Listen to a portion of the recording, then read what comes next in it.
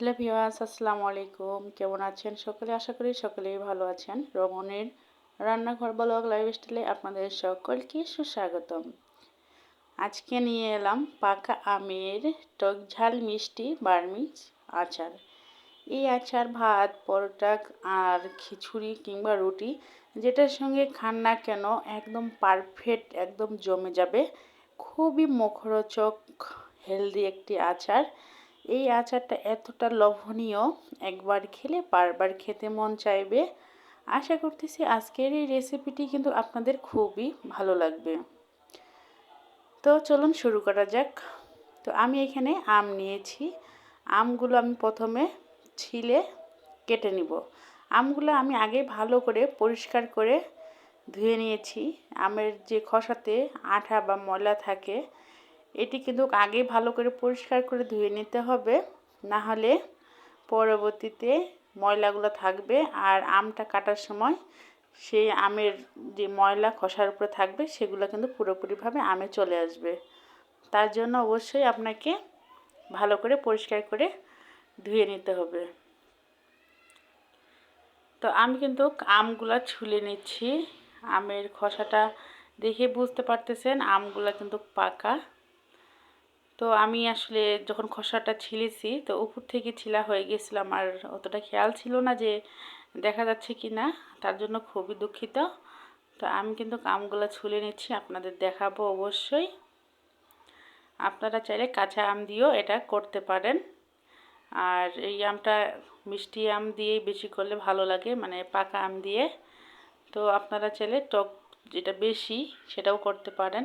তো আমারটা টক ঝাল মিষ্টি।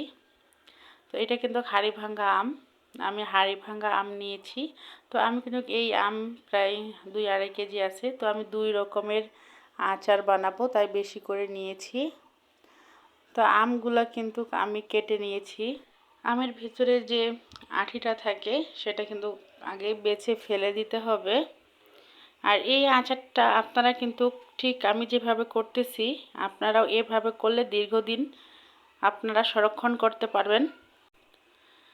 কিভাবে আপনারা দীর্ঘদিন সংরক্ষণ করবেন সেটি বলবো আপনাদের। দেখুন আমগুলো কিন্তু আমার কাটা কমপ্লিট হয়ে গেছে। তো আমের ভিতরে যে একটা আঠি যে একটু আঁশ হয়ে গেছে, তো সেটাই আমি ভালো করে আগে ওটা কেটে ফেলে দেব। প্রতিটা আমের ভেতরে যে আঠিটা আছে সেটা কিন্তু কেটে আমি ফেলে দেব। একে একে সবগুলা আঠি আমি ফেলে দেব। সবগুলাই ফেলে দিচ্ছি আমি। তো আমগুলা পাকা আপনারা দেখেই বুঝতে পারতেছেন, আমগুলা কিন্তু কাঁচা নয়। তো এদিকে আমি একটা কড়াই নিয়েছি। এখন কড়াইয়ে আমি অল্প পরিমাণ তেল দিয়ে কিভাবে আচারটি করব সেটি আমি দেখাবো। আপনারা চাইলে বেশি তেল ব্যবহার করতে পারেন। আমার কাছে মনে হয় অল্প তেলেই এই আচারটি খুবই সুন্দর হবে, লোভনীয়। দিয়ে দিলাম আচারের মশলা, মানে যেটাকে আমরা ফোড়ন বলে থাকি, তো সেটা দিয়ে দিলাম। তো এই মশলাটা দেওয়ার কারণে খুব সুন্দর একটা স্মেল আসে। আর দিয়ে দিলাম এখানে রসুন কুচি। রসুন কুচি আপনারা চাইলে স্কিপ করতে পারেন, আমার কাছে ভালো লাগে তাই আমি এটি ব্যবহার করলাম। তো কিছুক্ষণ নেড়ে চেড়ে ভেজে নিতে হবে লাল লাল হওয়া পর্যন্ত। তো এই পর্যায়ে আমি দিয়ে দিব চিনি। তো আমার চিনিটা বেশি লাগবে না, কারণ যেহেতু এমনিতেই আমগুলো পেকে গেছে, মিষ্টি মিষ্টি ভাব আছে। আর একটু টক টক থাকলেও ভালো লাগবে, তার জন্য আমি বেশি আর চিনি দিব না। আমি 1 কাপের 4 ভাগের 1 ভাগ চিনি দিয়েছি। তো চিনিটা আমি ক্যারামেল করে নিব, যেন খুব সুন্দর একটা কালার আসে। তার জন্য ক্যারামেল করলে কিন্তু মনে হবে যে গুড় দিয়ে তৈরি করছি, ঠিক সেরকম একটা কালার চলে আসে। ক্যারামেল না হওয়া পর্যন্ত আমাকে অনবরত নেড়ে দিতে হবে, না হলে নিচে ক্যারামেলটা পুড়ে যাবে। তো দেখুন আমার কিন্তু ক্যারামেলটা হয়ে আসছে প্রায়।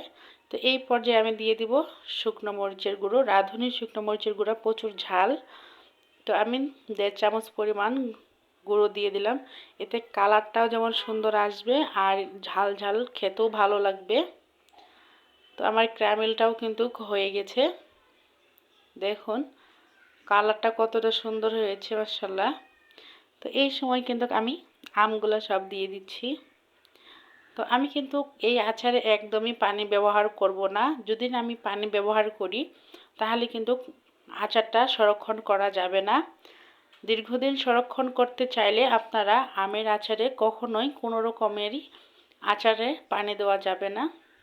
তো আমি ঠিক সেইভাবেই আজকে প্রসেস অনুযায়ী দেখাবো আপনাদের যে পানি বা ভিনেগার ছাড়া কিভাবে দীর্ঘদিন আমরা আম সংরক্ষণ করতে পারি আচার সেটি।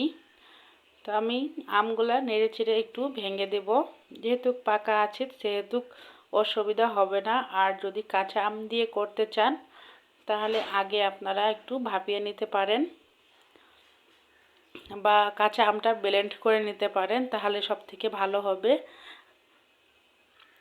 তো আমি কিন্তু আমগুলা চামচের সাহায্যে আমি ভেঙে ভেঙে দিচ্ছি। এরকম নেড়েচেড়ে দিব আর ভেঙে ভেঙে দিব, তাহলে নিচে লেগেও যাবে না বা আচারটা গুটি গুটিও ভাব থাকবে না, পারফেক্টভাবেই হয়ে যাবে। তো দেখুন বন্ধুরা আমার কিন্তু প্রায় সবগুলো আমে ভাঙা হয়ে গেছে। তো এরকম নেড়েচেড়ে কিন্তু আমি পুরোটাই আমে ভেঙে নেব।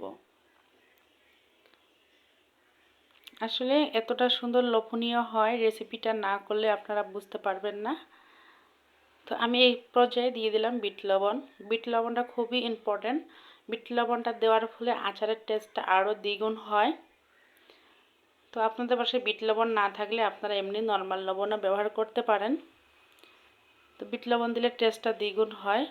এই পর্যায়ে দিয়ে দিচ্ছি আমি 1.5 চামচ পরিমাণ মরিচের গুঁড়ো। তো মরিচের গুঁড়োটা আমি মানে চিলি ফ্লেক্স যাকে বলে, শুকনো মরিচ ভেজে আমি গুঁড়ো করে রেখেছি আদা ভাঙ্গা করে। দেওয়ার পরে এখন দিয়ে দিলাম মশলা। এখানে আমি ফোড়ন, জিরে, ধনে, আমি এর মাঝে দিয়েছি ফির এলাচ আছে, দিয়ে দালচিনি, তেজপাতা দিয়ে গুঁড়ো করে রেখেছি। এটা দেওয়ার ফলে আরও সুন্দর একটা ফ্লেভার আসে। মনে হয় যে নাকে দেওয়ার সঙ্গে সঙ্গে অন্যরকম, মানে পাতে নিব নাকে অন্যরকম একটা ফ্লেভার চলে আসবে। তার জন্য আমি ঠিক এইভাবেই মশলাটা তৈরি করেছি। তো দেখুন আমার আচারটা কতটা সুন্দর হয়েছে মাশাআল্লাহ। আশা করতেছি আপনাদেরও ভালো লাগবে। দেশ ও দেশের বাইরে যে সকল প্রিয় বন্ধুরা সকলে আমাকে সাপোর্ট করেছেন, আপনাদের অসংখ্য ধন্যবাদ। ছোট বোনদের অনেক অনেক ভালোবাসা, বড়দের প্রতি আমার অনেক শ্রদ্ধা। ছোট বড় সকলে যেমন করে আমাকে সাপোর্ট করতেছেন, আশা করব আগামী দিনগুলো ঠিক আমাকে এভাবে সাপোর্ট করে যাবেন। আর এরকম নিত্য নতুন রেসিপি পেতে সবার আগে আমার চ্যানেলটি সাবস্ক্রাইব করতে হবে। আর ভিডিওটি সবার আগে পেতে নোটিফিকেশনটি চালু করে রাখবেন, তাহলে ভিডিও ছাড়ার সঙ্গে সঙ্গে আপনার কাছে চলে যাবে এরকম নিত্য নতুন ভিডিও।